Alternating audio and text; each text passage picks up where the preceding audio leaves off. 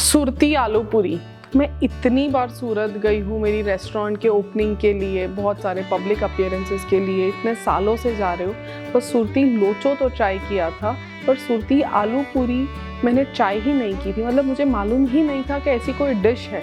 पर मुझे याद है कि एक बार मेरी रेस्टोरेंट से मैं बाहर निकली और वहाँ पे वेसू रोड पे एक छोटी सी लड़की, शी वॉज क्वाइट यंग, और वो रोड पे एक ठेला जमा के वहाँ पे कुछ डिश सर्व कर रही थी और इतनी भीड़ लगी थी वहाँ पे, एंड आई फेल्ट कि क्या सर्व कर रही है। और फिर मैंने देखा तो सुरती आलू पूरी सर्व कर रही थी और लोग इतने मज़े लेके खा रहे थे। तो I just tried that dish and then I came to know कि ये तो सूरत की बहुत ही फेमस और पुरानी रेसिपी है, बट मेरे से समहाउ मिस हो गई थी।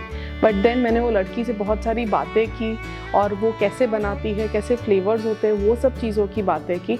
And now here I am with my version of Surti आलू पूरी।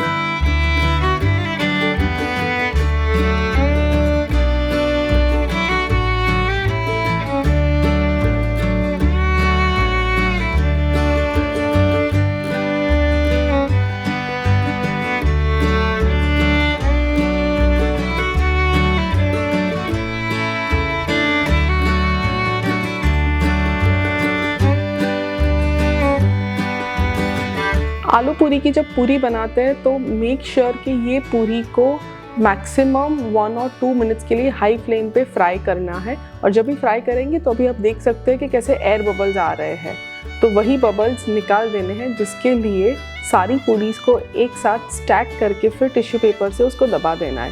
तो उसमें जो बबल्स होते हैं पूरी के, वो सब निकल जाने चाहिए। और यही खासियत है सूरत की आलू पूरी की।